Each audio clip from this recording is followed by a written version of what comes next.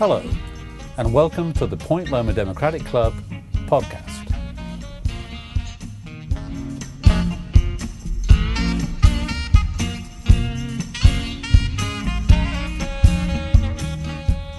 This month's podcast is from the programme organised in February by Gretchen Newsom to delve into the nexus between Labour and the Democratic Party.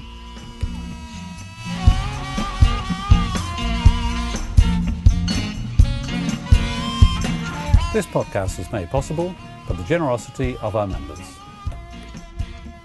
Consider becoming a member by signing up at our website pointlomadem.org. Our first speaker is Richard Barrera from the San Diego and Imperial Counties Labor Council. So I know that the focus that we want to talk a lot about is how do we make sure that the Democratic Party and Labor are working more closely together and more effectively come election time, but also between elections when we're actually advocating for public policy that helps working people and that helps make the community better. So I know that we want to talk a lot about that. I'm just going to talk a little bit about the labor movement and what we're trying to accomplish here in San Diego, and then make sure that we can get into this discussion about how we work together. So, as Gretchen talked about, a lot of people have misconceptions or just have not a lot of understanding of what unions actually are, what the labor movement is.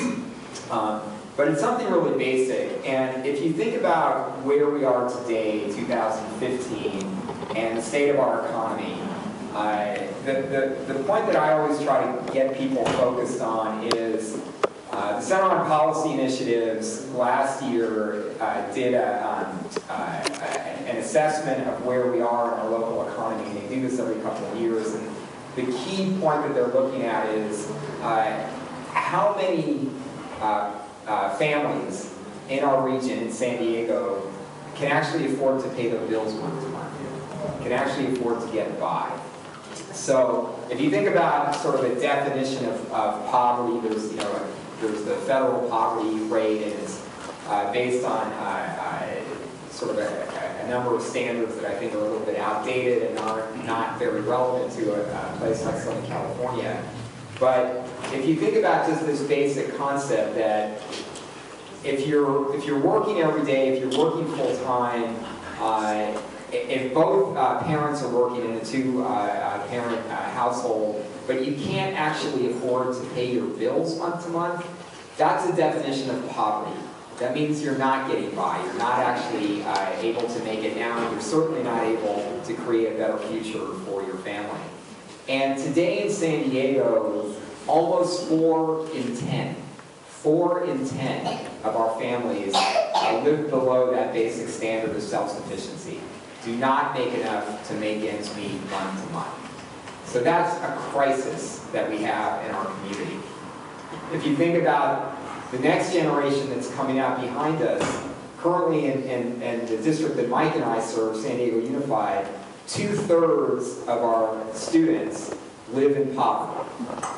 So when people think about where we are as a community, we're a community that's defined by severe economic hardship, severe economic struggle, by a near majority of working adults currently, and by an overwhelming majority of young people who are coming out.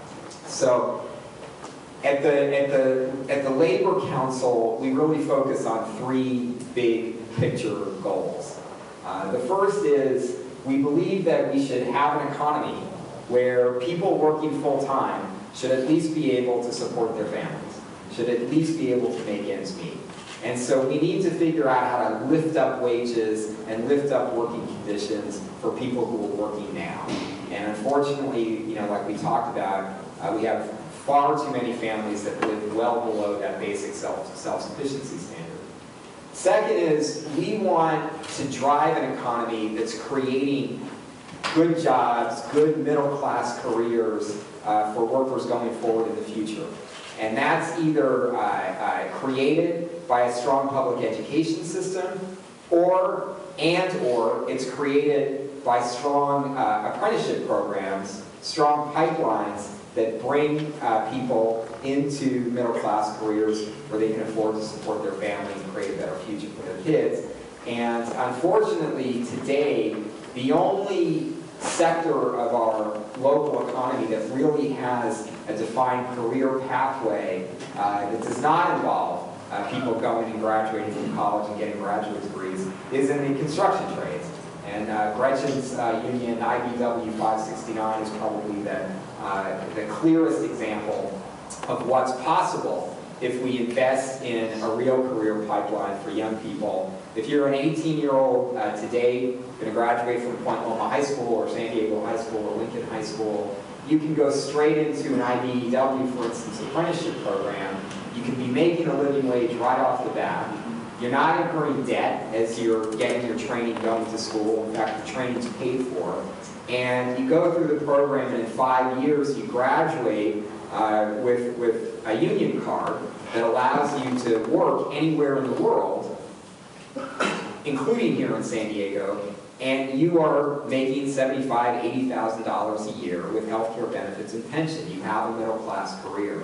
So we want to create more pathways to the middle class like exists with the construction apprenticeship programs. And third, as a union movement, we think it's critical that we rebuild the strength of our public education system. Our pre-K, K-12, community college, Cal State, University of California. We know that past generations created the finest public education system anywhere in the world, in California. And we know, unfortunately, since Proposition 13, we've seen generations squander that investment that our parents and grandparents made in a strong public education system. We've slipped to now, by most accounts, either we're number 49 or 50th in the country in per pupil spending. And instead, what we've done over the course of a generation is we've replaced the priority of investing in young people's future through a strong public education system. And we've created the most expensive incarceration system anywhere in the world. And that's something that all of us need to take responsibility for, because that's something our generation is responsible for, and we've got to turn that around. So our big picture goals as a labor movement are to lift up wages for current workers, so that workers working full-time can actually make ends meet. Create new careers that create clear pipelines into the middle class for everybody, whether or not they go onto college or straight into a career coming out of high school. And we need to rebuild a great public education system here in San Diego and in California. So that's what we're trying to do. But if you think about the challenges that we're facing here in 2015, in some ways they're not dissimilar to the challenges that working families were facing a century ago in this country. A century ago, we had a massive shift in the economy, a transition from an agricultural economy primarily to an industrial economy, people moving not only from all over the country but all over the world into cities. But people were exploited in that economy. Children were working, people were working 7 days a week with no break. People were working without any notion of basic health benefits, decent living conditions, certainly without a notion of any sort of retirement security. And the way that workers responded a century ago was to say, we're not going to simply put up with conditions like this, we're going to do something about it.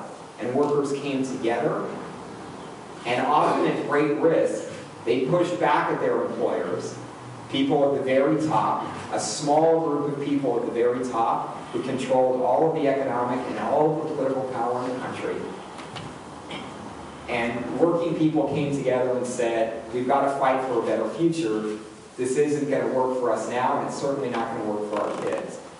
And at great risk to themselves, workers went out on strike, whether it was in the textile mills in Massachusetts or in the auto factories in Michigan, or beginning in the fields in California. And workers started to win victories. Now, there was no regulated system for workers to form unions. That didn't come until well into the Depression. But workers said, we simply can't allow an economy to continue to progress in the way it's progressing, where we're concentrating wealth and power with so many people, and with so few people, and where so many of us can't afford to make ends meet. And so we're going to come together and we're going to fight. And workers did that. And by doing so, workers built the labor movement, but they also built the middle class in this country. And they created a sense of what this country is always supposed to have been, which is no matter the circumstances in which you're born, no matter the circumstances in which you enter this country, that if you work hard, you should have an opportunity for a decent future. All of us in this room today owe it to those workers a century ago and the decades that followed for coming together and fighting for a middle class and fighting for the opportunities that we have been able to take advantage of. And that led to, by the mid-1960s, about a third of all workers in the country belonged to unions. It was the highest point of union density any time in the history of our country. It also, there were two other things about that point in time. It was also the time of the longest, most sustained, and strongest period of economic growth in the history of our country. So as workers came together and formed strong unions, the entire country did well. And we saw that reflected in the fact that workers throughout different strata of the economic system, whether you were in the top 20% or in the bottom 20%, workers were roughly growing at about the same level. So all of us were growing the economy together, and all of us were benefiting from that economic growth, and because such a high percentage of workers in the country belong to unions. And there was a second thing that happened during that time period, particularly in California. That's when a generation of Californians decided that they were going to invest in the greatest public education system that anybody had ever seen. That generation of Californians, defined by a high percentage of working families that belong to unions, decided we're going to invest in our future and we're going to grow a great public education system so that we not only have a strong economy now, but we're going to have a strong economy into the future. And unfortunately, from that point in time, we've gone backwards. We've gone backwards as an economy, we've gone backwards as a society. So today, in the private sector, roughly 6% of all workers belong to a labor union. Overall, the number is about 11% when you include public sector workers. So we went from about a third of all workers in the mid-60s belonging to unions to now, at best, 11%, and in the private sector, about 6%. In the mid-1960s, the largest private sector employer in the country was General Motors, unionized. Who's the largest private sector employer today? Walmart. Desperately, violently anti-union. So, as we've seen that decline in union density, it's no surprise that we've seen a couple of other things. We haven't seen the economy necessarily slow down. The economy has continued to grow since the mid-1960s.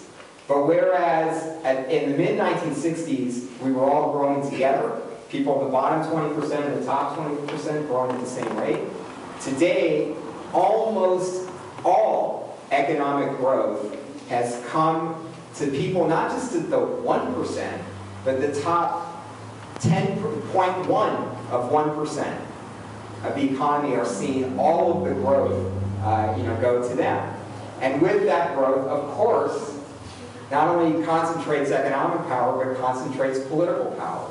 So we see people like the Koch brothers with the ability to influence politics in a way that we haven't seen in a long time from key individuals. The concentration of wealth and the concentration of political power going hand in hand right back to the people at the very top. And again, we look at the situation that we're in today. 4 out of 10 working families in San Diego can't pay their bills. 2/3 of our students living in poverty. So we've gone through a period where people came together, fought for strong unions over a sustained period of time, got to a point that our economy was growing, creating opportunity for everybody, investing in a great public education system going forward. And since that point in time, we've seen the decline of unionization leading to dramatic growth in inequality, dramatic concentration of power at the very, very top, and of course, a significant decline in investment in public education replaced by spending on incarceration. The two things go hand in hand. Strong unions equal a strong middle class, equal a prosperous society and opportunity for everybody, and equal a politics that's about investing in us all and investing in the future. Weak unions leads to mass inequality, huge percentages of people not being able to make ends meet day to day, a decline in our public investment in education and infrastructure, and a politics that's based on greed and short-term thinking. So when we think about the labor movement and the Democratic Party working together, we are one and the same. We're about fighting for a political future that benefits all of us.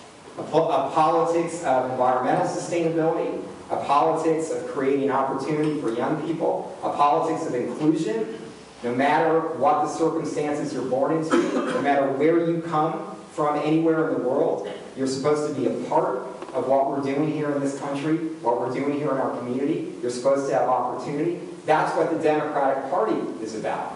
That's our core values as Democrats. And of course that's what we believe in, and that's what we stand for, and that's what we fight for every day as labor unions. So in San Diego, our labor council, it's actually the San Diego Imperial County's labor council, we're made up of about 134 member unions. That encompasses about 190,000 total union members here in our two counties. We tend to be small to mid-sized unions in San Diego and Imperial counties. So in Los Angeles, for instance, you'll have some unions that are 100,000 members on their own, 150,000 members on their own. Also in the Bay Area, also Chicago and New York. San Diego, our largest union, is our United Domestic Workers, our home care workers, about 20,000 members. Our United Food and Commercial Workers, our grocery store and pharmacy workers, about 14,000 workers. And then, the rest of our 134 unions tend to be 10,000 members, 7,000, down to 5,000, 3,000. We've got a lot of unions that are about 1,000 members or below. But what we've been able to do in San Diego is pull those unions together collectively to be able to have a lot of success in politics, to be able to help elect good, progressive, pro-working Democrats to office, to get more people participating in the process, and to actually make ourselves, over time, more of a competitive region when we think about sort of elections between Democrats and Republicans. So our unions have come together collectively. Working people have put their money into political campaigns. Working people have certainly put their time, knocking on doors, making phone calls, talking to coworkers about the difference in the races that we get involved in. But it's important to remember that the reason working people through their unions get involved in politics, it's not just so we can win elections. It's not just so we can have more Democrats than Republicans in certain races. It's so the 4 out of 10 working families that can't pay their bills are able to pay their bills. It's so that when we think about regional economic development, we're not just thinking about what's in the interest of the big hotels and the big corporations. We're thinking about how do we create an economy that's about pathways to middle-class opportunity for all of us. It's so that we can reinvest in a strong public education system that creates opportunities for all of us, including as union members for our kids. So we get involved in politics because we know politics is one means to an end of creating a more just society. We also believe in organizing. We believe in getting out in all of these workplaces where workers are exploited every day and helping workers come together, stand up, form stronger unions and push back at the power dynamic between workers and employers. We believe working closely with community organizations that are trying to make life better, particularly in our lowest income neighborhoods, community organizations that focus on affordable housing, community organizations that focus on providing pathways to citizenship for immigrants, community organizations that are doing a whole host of things on behalf of working people. As a labor movement, we believe in forming effective partnerships with community organizations that are trying to do the right thing, including, of course, environmental organizations that are trying to create a more sustainable future. And I think Gretchen and IBEW is, I believe, the first construction union, our local 569, anywhere in the country that's actually hired an environmental organizer. And IBEW, if people have driven out to the central recently and you see the solar farms, just the miles and miles of investment in solar energy, that's coming from our IBEW. So being part of the labor movement and part of the environmental movement we see as one and the same. Being part of the labor movement and part of the immigration, the movement for comprehensive immigration reform is one and the same. Being part of the labor movement and advocating for strong public education is one and the same. Being part of the labor movement and standing up for the basic civil and human rights of all people in this country and around the world is one and the same. And it's got to be one and the same because we represent the whole gamut. Our 190,000 members range from, again, construction workers, nurses, teachers, people with graduate degrees, to janitors and grocery store workers and housekeepers, and our newest affiliate, our taxi workers that are fighting every day for a stronger future. So we are committed to engaging in politics. We put resources into it in a serious way. We're disciplined about engaging in politics when we do. We get involved in races intending to win.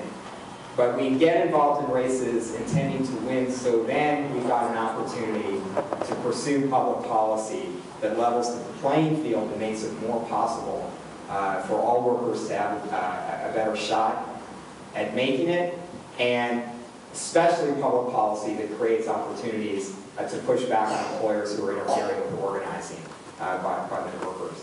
So I went through a lot, but that's kind of what we're about as a labor movement, and we'll have Daraka talk about the party, and then hopefully we can get into some discussions about how we work together. Okay.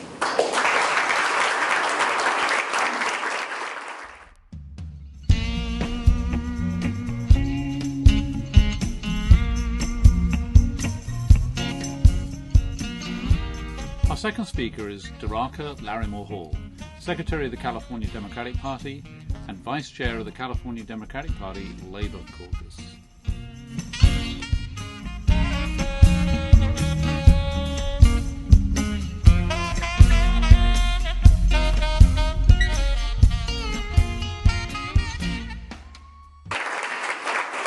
Hey everybody. Let's see. So first of all, I want to apologize a little bit because I'm a teacher by vocation, and that's my main job. I teach sociology at Santa Barbara City College as an adjunct. And if I seem a little professorial in this, or things get a little theoretical or too historical, feel free to wave me down, bring me back to earth. But what I wanted to try to do today actually is to root our discussion or our thinking about the relationship between the labor movement and the Democratic Party a little bit broader and a little bit more historically. So one thing, we can think about this relationship between these two institutions as a familial relationship. Because we really, both the modern labor movement and the modern Democratic Party were really born from the same conditions, from the same social forces, from the same parts of our community. And that means, just like with your brother or sister that were born from the same parents, that sometimes you're going to fight, sometimes you're going to argue, but we really need to remember at the end of the day that we have this kinship and this common ancestry. So the main points that I want to make today is that the modern labor movement and the modern Democratic Party have a common heritage, We share exactly the same challenges, the same basic political and social challenges right now. And I think that we really have a common future, that one of them will not succeed without the success of the other. I really believe that we are that joined existentially. And it's also, I want to get across that, both institutions are really complex and decentralized, and in some ways structurally weak in the United States in comparison to other industrialized countries. And that has a lot of consequences for how we work together and sometimes how we don't work together. And I think it's possible, I hear all the time in labor circles, as someone who came up as a union member, rank and file organizer, and a union officer, I often hear amongst my labor brothers and sisters really weird questions like, you have to be for labor first and a Democrat second. And that's never made sense to me. I've never personally felt like I had to put one over the other or one before the other, because they're both expressions, in my mind, of the same values and the same goals. But let's do a little bit of history. So, we really do, as I said, the Democratic Party and the modern labor movement are really born of the same stock and of the same social dynamics. So back in the turn of the century, the beginnings of the modern labor movement were really in organizations around crafts. So a lot of the oldest unions in the United States, the ones that formed the original American Federation of Labor, were unions of skilled workers, organized, carpenters, pipe fitters, confectionery workers, brewers, people who had skills, and so if they walked off the job, the boss was screwed because they couldn't be replaced because they had a high level of skills. And those skilled workers tended to live in the cities in the north, to a lesser extent in the south. And so from the from that period of time, from the turn of the century, there was a lot of cooperation and overlap between the early labor unions and the urban machines that made up the core of the Democratic Party's power in the north. So your Tammany Halls, the Boston Irish Democratic organizations, and so forth. A lot of overlapping membership between these craft unions and these very powerful machines in the cities of the north. And then something really dramatic started to change, beginning in the 1930s. And that was the rise of mass production and mass industrialization, and the birth of a new working class of people who weren't skilled, people who could work in an auto plant with a few days basic training and be put on the assembly line. And this new working class was much more diverse ethnically, weren't always native workers, a lot of immigrant workers getting hired into these big plants. And this actually became also the social base of the new Democratic Party from Roosevelt on. So again, the labor movement changes its organizational base from these little small craft unions to big industrial unions in the steel mills and the auto plants, and this also becomes an important base for the Democratic Party. And we did a lot of really fundamentally important work together that Richard alluded to. A lot of the core reforms and institutions that we take for granted now as having been responsible for building the middle class, things like Social Security, the 8-hour day, ending child labor, all of these things were accomplished through this alliance between the Democratic Party and the labor movement, because we were both organizing and representing exactly the same people. But moving into as the 1950s waned and we moved into the 1960s, both the labor movement and the Democratic Party were faced with a series of challenges. Large groups of people in the United States that had been largely left out of the New Deal and left out of the new middle class started to demand to be let in. The African American freedom struggle gets underway throughout the South and then later in the North. The women's movement starts to ask questions about women's roles in society, women's roles in the economy, etc.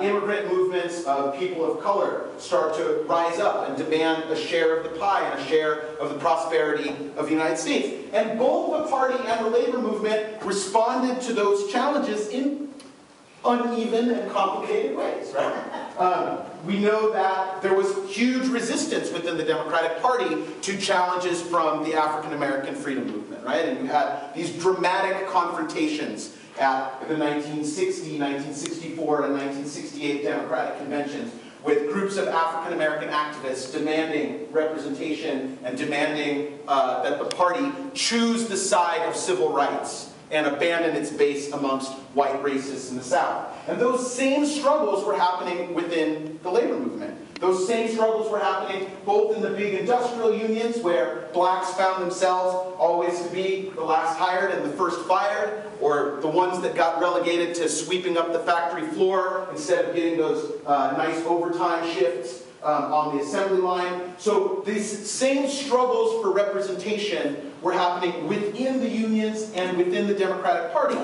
And labor unions were themselves on both sides of this fight within the Democratic Party, right? You had unions like the United Auto Workers, which is actually the union that I come out of, which has a really, not perfect, but really, on the balance, really quite heroic record of standing up for civil rights. You see, there's a picture there of the March on Washington, right? Which we all remember because Brother King gave a historic speech there, and we see it as this turning point in American history. What a lot of people don't talk about is that entire march was paid for and the infrastructure organized by the United Auto Workers. They bused thousands of their members to that march, and all of the buses that bused African American activists from around the South to that march, paid for by the UAW, the signs printed by the UAW. Right? This alliance between a part of the labor movement, the progressive part of the labor movement, and the civil rights movement was incredibly powerful in forcing the Democratic Party to make this historic choice and become the party of civil rights instead of the party of Jim Crow, which, as we know, it had been both. But it also meant that we had some conflicts that we didn't really work out, right? And so, it was, if you look historically, the labor movement nationally has endorsed every Democratic candidate, every Democratic nominee for president, except one. Anybody know which one? What's that? Reagan was the Republican, and the labor movement did endorse Democrats against Reagan, but there was one. Lyndon Johnson? No, of course they were all for Johnson. Johnson wasn't civil rights. Who was after Johnson? McGovern. And so the AFL-CIO sat that one out, said, we don't know if one's better or one's worse here. We sat that one out. The biggest catastrophic defeat for the Democratic Party, right, up to that point was the 1972 election, when we were split. And we were split about Vietnam, we were split about race, we were split about feminism, we were split about the emerging LGBTQ movement, right? This moment of decision for the Democratic Party that was also a moment of decision for the labor movement split us and created a historic opening for Republicans to start peeling off big parts of the New Deal coalition and the Democratic base, particularly white working class men. And that leads in the 1980s to the rise of with Nixon sort of making the blueprint, but Nixon kind of screwed up on a couple things. Wasn't able to finish his second term. But Reagan really brings to fruition this effort, this longer-term effort by Republicans to peel off the more conservative parts of the New Deal coalition, the more conservative parts of the base, which were in a large part union members. And that split, and the fact that we had that fight within the family and couldn't get our shit together, if you forgive my French, pardon my French, really hurt us in the long run and created this gigantic opening for the rise of the new right. So by the time when we get to the 90s, after a decade of Reaganomics, of aggressive vilification and aggressive attacks on the labor movement, beginning right away in Reagan's first term when he fired the air traffic controllers who were on strike. How does the Democratic Party respond? Well, we have the emergence of a new kind of Democrat, personified really by Bill Clinton, of a new kind of Democrat who says, we have to concede major things to Reagan. We have to concede the argument that government has become too big. We have to concede the argument that unions are too strong. And as a result, this really has accelerated the process of the party losing its white working class base. And it's put the labor movement in a very difficult position, right? Which we're going to talk about in a little bit. But it's a little cut off here at the end, but I want to highlight that as we get to the moment today, we once again, the labor movement and the party, both have to organize the same people, right? Because the new majority progressive coalition in this country is going to be different than it was in the 1930s. It's going to be much more immigrant, it's going to be younger workers, it's going to be feminist women, women with a social conscience, it's going to be people interested in the environment. It's a new coalition. And this was exactly the coalition that Obama won. Not a very big margin, but was able to win the presidency by uniting that group of people. And those are exactly the same people that the labor movement now is trying to figure out how to organize. They're not in a factory in Wichita. They're spread throughout Walmart distribution centers all over the country with an aggressively anti-union employer. Right? And they're very diverse linguistically, and they're diverse culturally, and so forth. And the labor movement has to organize them, and the Democratic Party has to organize them. And if we don't see that as a common effort, we're going to be right back to 1972. So, how is it that we're bound together? Let me be specific. Why do the Dems need the labor movement? Well, the first thing, and Richard did a great job of talking about this. The first thing, it should never be the first thing on your mind as a Democrat. Should never ever be that the most important thing about the labor movement is that they give the party and our candidates money. Because the fact is that the most important thing that the labor movement does is actually not what it does in politics. It's what it does in the workplace. It's the day-to-day business of a labor movement of giving working people the power to sit down with their boss as an equal and negotiate about their wages and working conditions. And why is that the most important thing? As Richard said, it's because it is the most effective mechanism for sharing prosperity and creating an equal economy.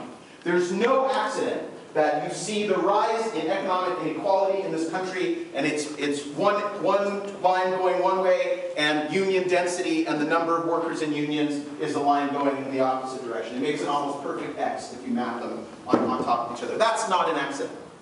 And if our goals as a party is to have a more equal society, and I think that is one of our goals, then we need to be for the labor movement in its own terms, in its own right, for what the labor movement does best, which is banging money out of bosses.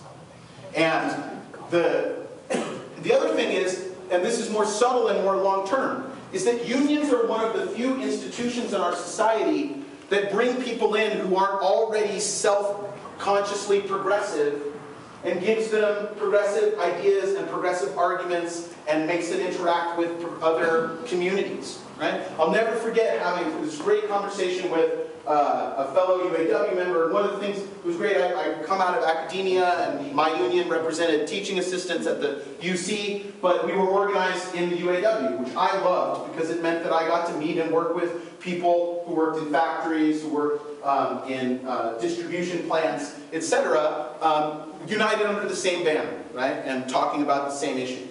And I talked to a guy who was from central Illinois, deep, deep red country, a part of the country where the employers were really trying to get rid of unions.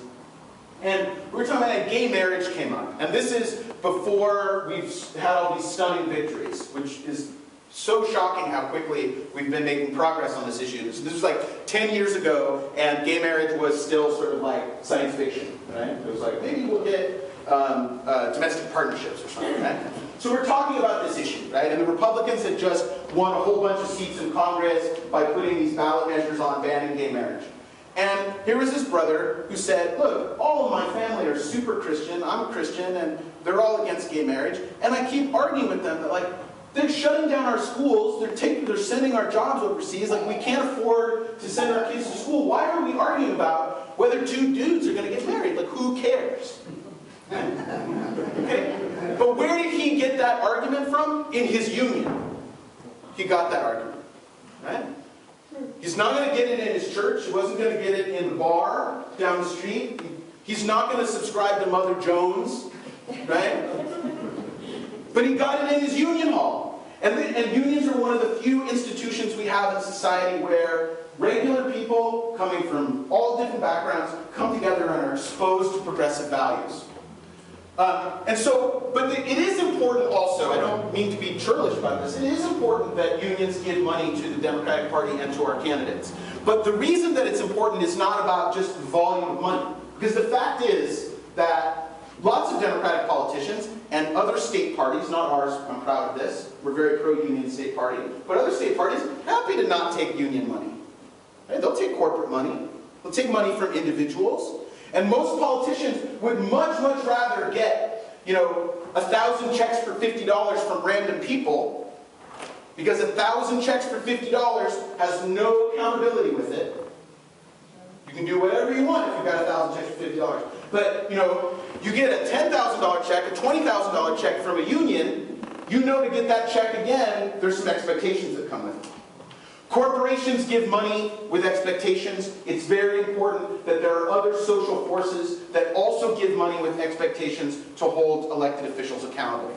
So the thing that's important to me about union money in politics isn't the amount of money, it's the fact that it comes from unions. And it comes from people who have expectations.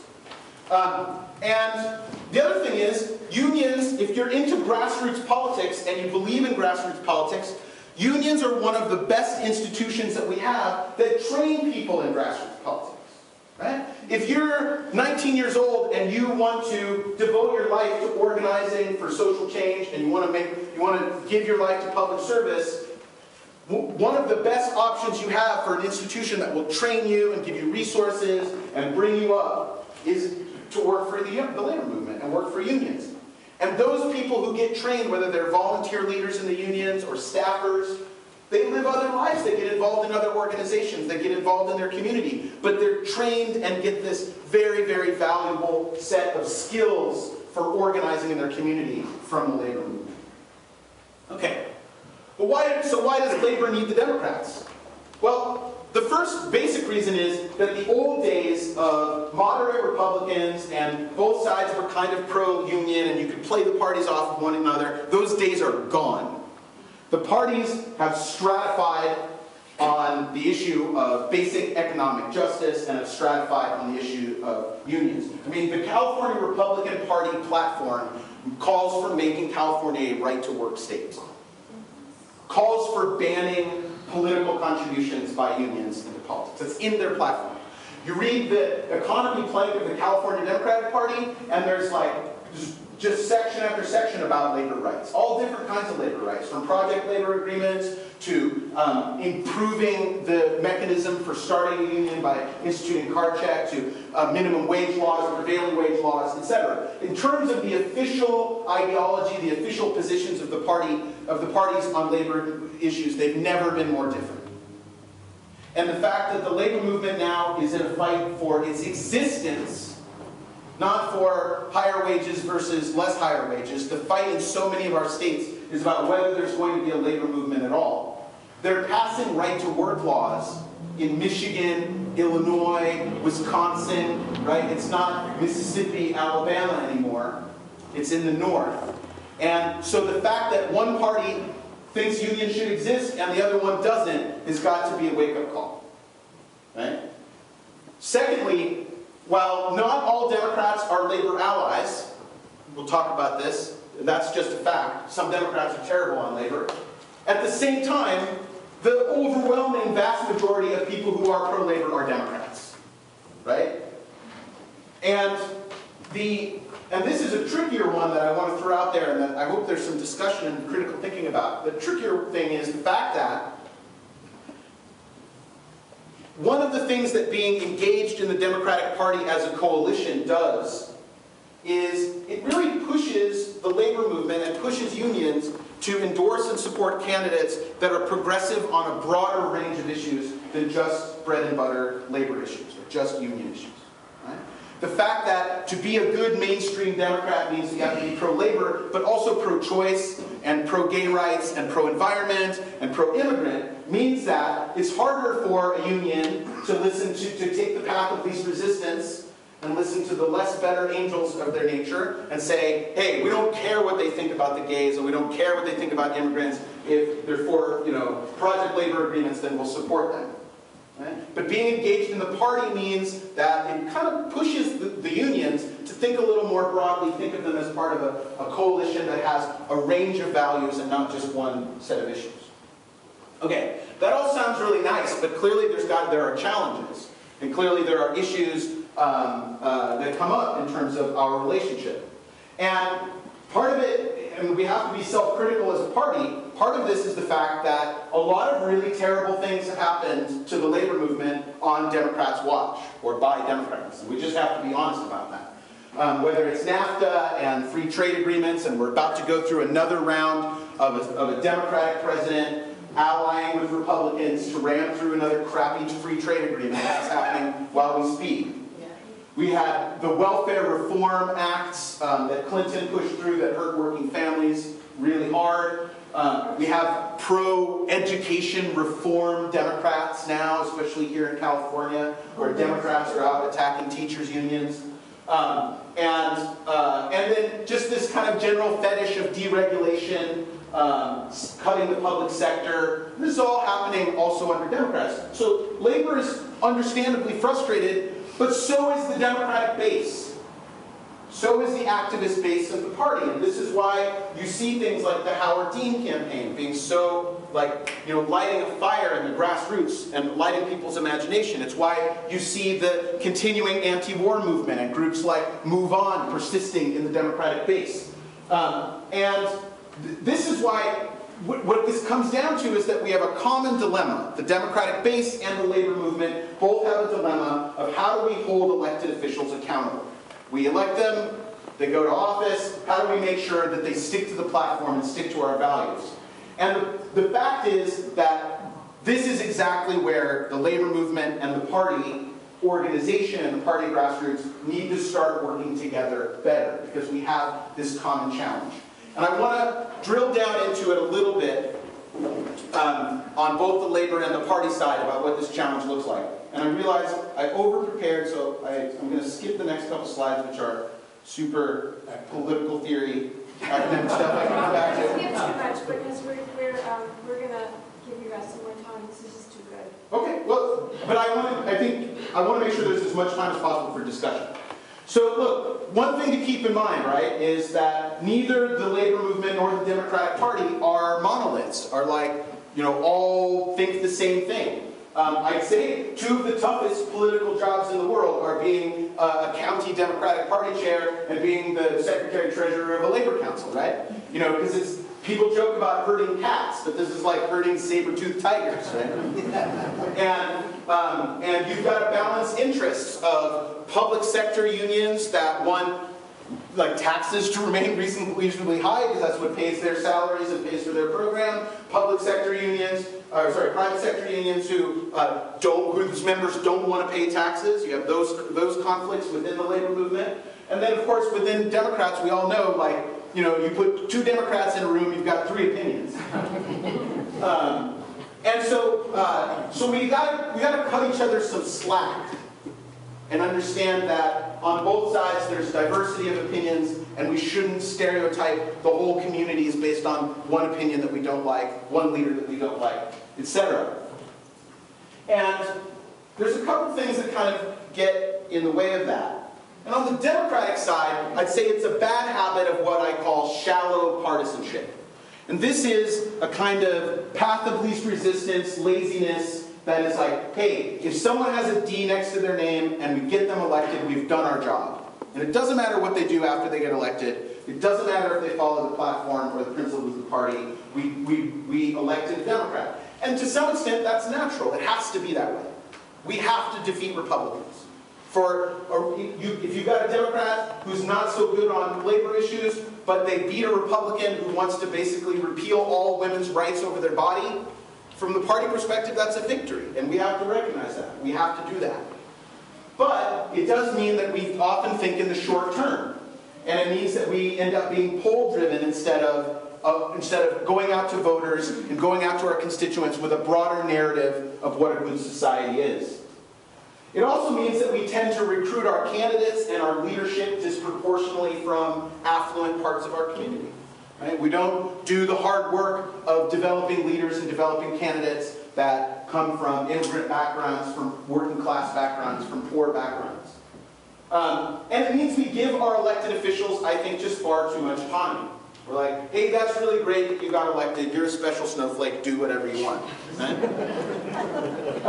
And again, I'd say the Dean campaign, progressive coalitions, the anti-war movements, all of these things are reactions to these problems in the party culture. People want it to mean something to be a Democrat. And at the end of the day, the party doesn't do its job if that isn't true, right? The reason that parties are important for democracy is that instead of having 15 people all saying they love puppies and kittens, voters get to decide between a candidate who believes in more public spending and more infrastructure and a candidate who worships the free market and wants to dismantle the welfare state. Because it shouldn't be politicians that decide that. In a democracy, people should decide that. The voters should decide that. And the only way they have that power to do that is if our candidates and our elected officials actually do what they say they're going to do and actually uphold the principles of their parties. Now I want to needle the labor movement a little bit. Just always equal opportunity critique everything else. And this is, I want to challenge something that's like the historical thing in the labor movement, the kind of myth of nonpartisanship. And it's really, really important to understand that the great thing about the labor movement is that it's not organized, it doesn't start its organizing on ideological lines. The labor movement goes into a workplace and organizes everybody. Doesn't the lefties, the conservatives, whatever, it organizes everybody. That's so important for building political power and moving the needle. That's a good thing about unions, that they represent people who are not progressive, right? And it also means the leadership of unions, they'll get kicked out on their ass if they don't deliver goods for their members. They're accountable to their members. So you can be in an argument with somebody from a union leader from the oil industry who represents people in the oil industry, and you don't like fracking, and you can argue till you're blue in the face to that union leader, hey, fracking is bad for the planet, so your union should be against fracking. But that guy, I mean, if he comes to his members and is like, hey, but you guys should all just quit your jobs and not have jobs, right? He's out. We have to understand this about one another, that the union leaders are accountable to their members ultimately, and that that's not a bad thing. It may lead to disagreements, but it's not because they're immoral, bad people. But there is a sort of problem here, and this goes back to the sort of one of the founding leaders of the American labor movement, Samuel Gompers, who really set this tendency in the American labor movement to be nominally nonpartisan, officially nonpartisan, always a little bit skeptical of government action, in fact. There's a kind of anti-government tendency in the particularly the older parts of the labor movement, that collective bargaining between the boss and the worker is the best thing. Government should just kind of stay out of it, right?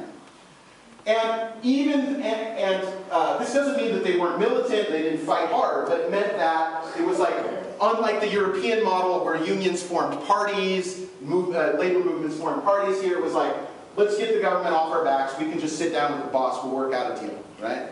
And that analysis persists even though nowadays, in 2015, we know that the decisions of government have a huge impact on the private sector. Huge impact on which industries rise and which industries fall. Huge impact through the trade agreements on whether workers who produce goods for export have a fair deal to sell their goods abroad, or we're going to have a bunch of cheap goods dumped on us from other countries. These decisions are made politically, and the labor movement needs to, I think, be recognized that there's two big fights, there's two big sides in this fight at this point.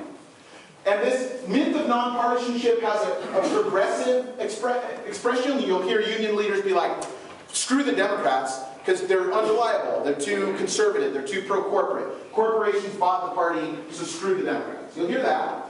But you'll also hear people say, well, screw the Democrats. All they care about is gay marriage and abortion, and my members are conservative and don't want to be messed around with that, and they're too liberal. Right? You'll hear there's a conservative expression and there's a progressive expression. I think they're both problematic, and that labor should be doing everything it can to push back on those arguments within their membership. Here's why. Here's a bottom line, bread and butter, labor, life or death reason why. Recently, the United Auto Workers attempted to organize workers in Volkswagen plants in Tennessee. And this was even with the neutrality of the boss, right? They leveraged partnerships in Germany to get Volkswagen as a corporation to back off and be like, go for it. And even almost encouraging members to vote yes for the union. That organizing drive lost. The workers voted no. And the campaign to get them to vote no had almost nothing to do with things in the factory. It was, if you join the union's going to support the Democrats and give money to people who are pro-abortion and pro-gay marriage, etc. They're going to take your guns. They're going to take your money, give it to Obama, and Obama's going to show up at your house and take your gun. Right? That's how they beat the union in the factory. So the old model, the old labor thinking of don't talk about the divisive issues and the ideology and the partisanship, we're nonpartisan, this is just about our wages with our employer and our power with our employer, and we just support the candidates that support us, and it's not partisanship. We're sort of, at this point, the right wing has married unions and the Democratic Party in the minds of everybody. It's kind of time that we recognize that that's the fact, and that if we can't push our members to realize that it doesn't matter if their neighbor's gay and married, and what does matter is whether they have a job. If we're not willing to push our members on that, we're going to continue to lose labor fights on political grounds. So I think that the solution to all of this, the thing that we need to get to, is actually an increase in partisanship, but a grassroots kind of partisanship. A partisanship about the organization and pride and loyalty to the Democratic Party as an organization. Not any given elected official, any given leader. But to start, all of us should feel like this is our party. And because the leverage that we have as Democrats, think about it. When candidates come to you and ask you for your endorsement, and you give that endorsement, and then they get elected,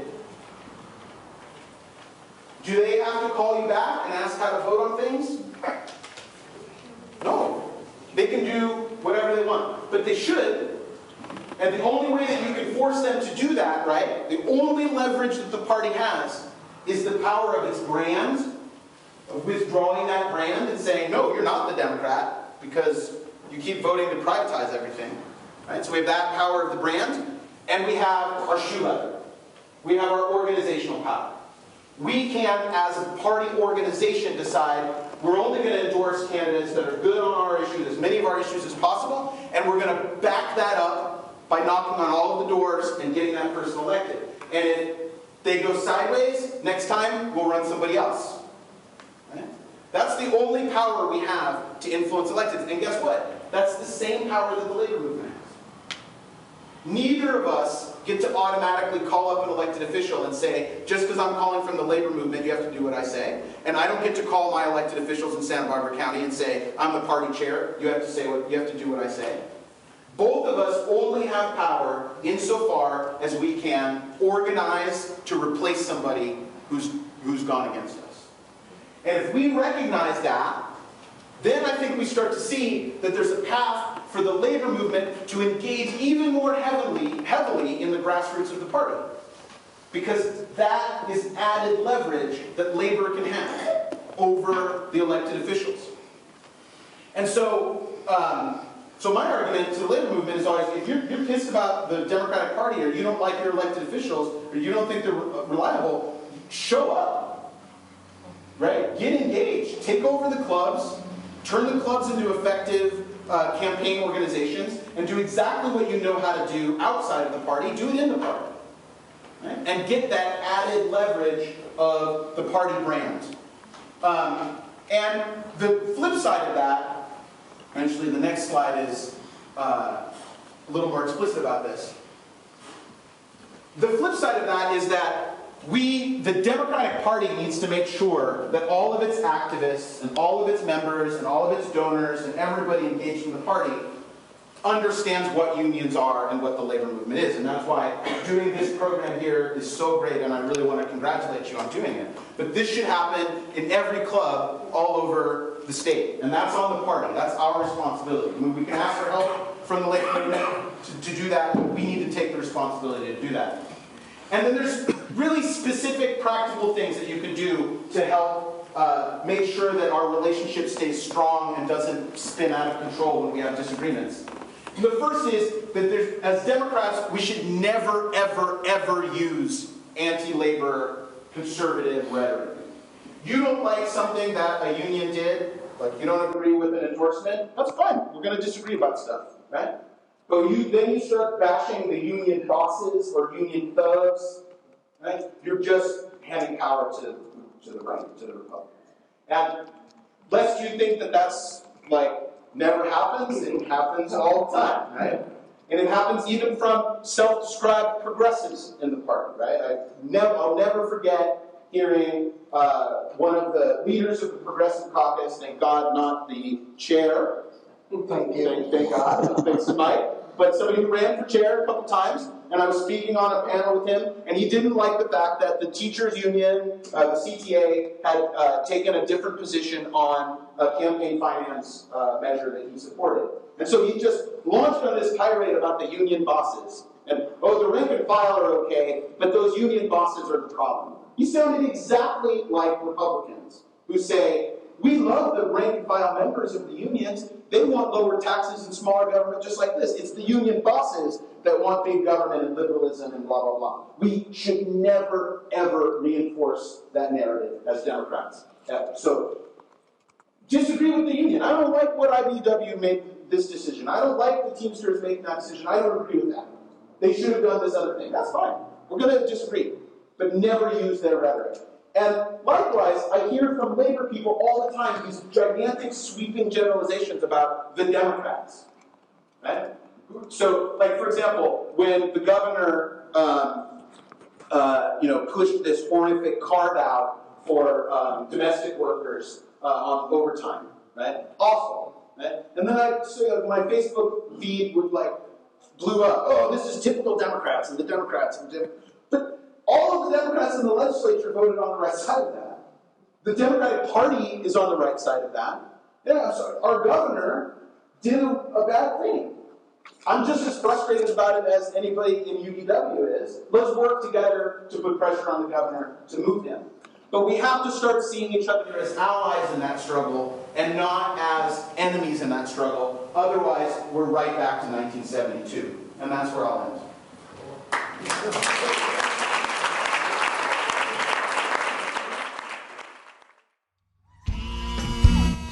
If you enjoy this podcast, consider becoming a member. More details are available at our website, pointlomadem.org. Meetings are held regularly at the Point Loma Assembly on Talbot Street. The Point Loma Democratic Club is one of several clubs of the San Diego County Democratic Party. More details are available from sddemocrats.org.